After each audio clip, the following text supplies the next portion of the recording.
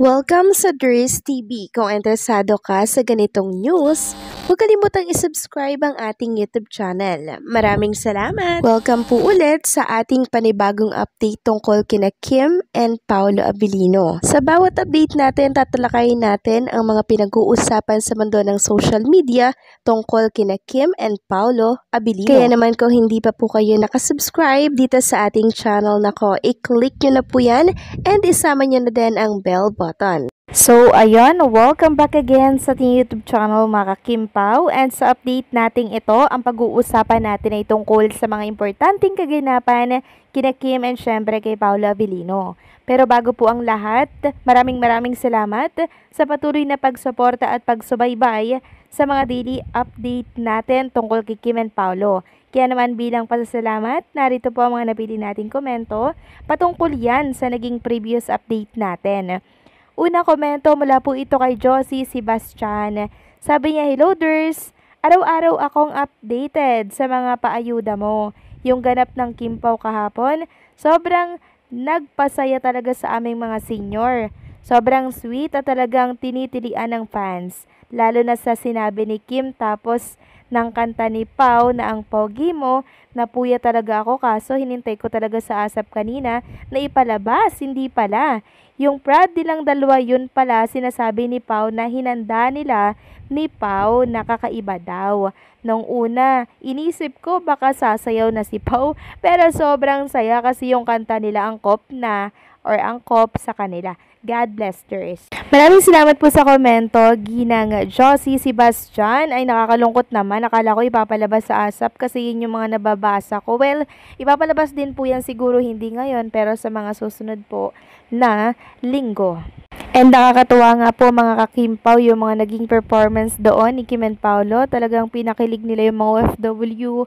Maging tayo din mga ka-Kim Pao sa mga paayuda po na nakikita at na papanood natin.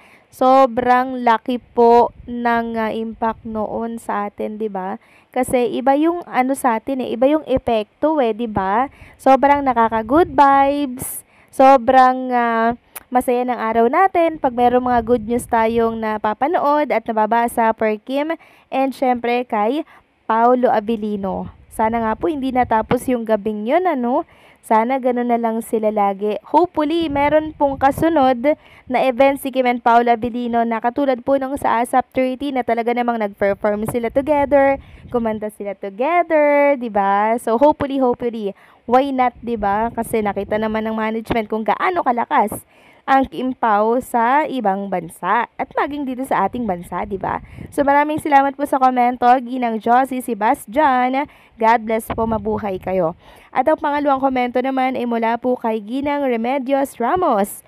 Sabi niya po dito, sana kung anuman yung mga ayuda na nakikita at napapanood nila, huwag na nilang gawa ng issue. Mahalaga masaya tayo sa mga ayuda nila. Di nga ako makapaniwala habang tumatagal ang kanilang tambalan, mas lalong lumalakas ang chemistry nilang dalawa. Di ko makakalimutan, date August 30. Tagal kong hinintay ang petsa ng buwan na yan. Kahit na napuyat tayo sa panood, nag-uumapaw na kasiyahan naman ang naidulot sa atin ng ating mga idolong Kim Pao. Talagang updated sa atin event nila. Pagising ko, sipi ko, nahawa ko. Mas lalong masaya din na kasi putol-putol na papanood ko na ng buo yung event nila. So maraming salamat po sa komento, ginang Remedios Ramos, ano? So si Dres TV po ito, okay? Dres TV po, hindi po ito yung sinasabi nyo po na ibang pangalan, Dres TV po, okay? So nakakatuwa nga po mga ka-Kim Pao, naging performance doon ni Kim and Paolo Abilino. Talagang worth it yung puyat natin kagabi, 'di ba? Parang habang nanonood ako, nakangiti lang ako habang pinapanood si Kim and Paolo Abilino. Tapos kinikilig, 'di ba? Ganon kasi yung ganap kagabi habang nakikinig po ako dito sa prod ni Kim and Paolo Abilino. Parang ayoko nang matapos yung performance nila. Grabe, 'di ba? Nabitin nga ako mga ka-Kim Pao at hopefully meron pa pong kasunod. So maraming salamat po sa mga komento po ninyo, ginang Remedios Ramos. God bless po at mabuhay kayo. So ayun na nga, pag-usapan na natin yung mga topic na nakalap natin sa gabing ito ng linggo. At unahin na nga nating pag-usapan ng tungkol dito sa nabasa ko po na post na Look. Sabi niya, what in the world? Kim Cho and Paolo Avellino sa ASAP England. Tapos sabi niya, kakagising ko lang at baha ako ng message dahil sa Kim Pao. Kala ko nga pagkain yon. Ha ha ha. So ayan po kasi yung eksena mga ka-Kim Pao, oh.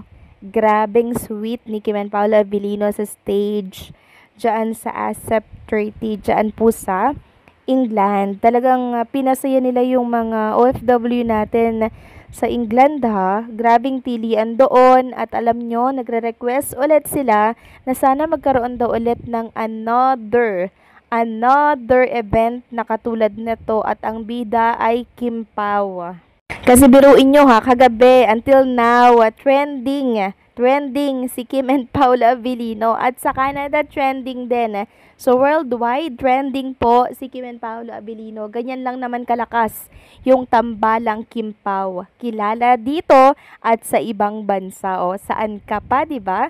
Samantalang kakapasok lamang po na balita mga ka-Kim Pao. Meron po kasi akong nakita na mga picture na lumabas dito sa mundo ng social media, sa X, sa Facebook. So credit po sa may-ari ng tunay na may-ari ng mga picture na ipeplex ko sa ating mga screen. So nakita po kasi ng mga fan dito sa England na si Kim and Paolo Avellino po ay dala-dala na ang mga maleta. So ang tanong nila, saan daw po ang punta ni Kim and Paolo Avellino dahil naniniwala sila na hindi pa daw po uuwi si Kim at Paolo. Dahil yung mga kasamahan po ni Kim and Paolo, hindi pa rin naman po umuwi, nagpapahinga pa sila at for sure, mamamasyal po yan pa dito po sa England. Sabi nga dito ng isang fan, sure ako hindi pa sila uuwi ng Pinas kasi Kim want to wear boots for a long haul flight.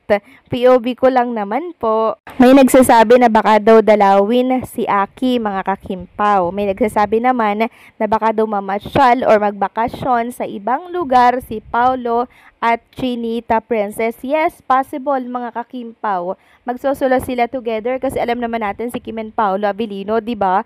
Gusto nila, alam niyo 'yun, parang private moment, yung vibe, 'di ba? Yung vibes nilang dalawa. Susulitin nila talaga 'yan kasi nasa England sila, 'di ba?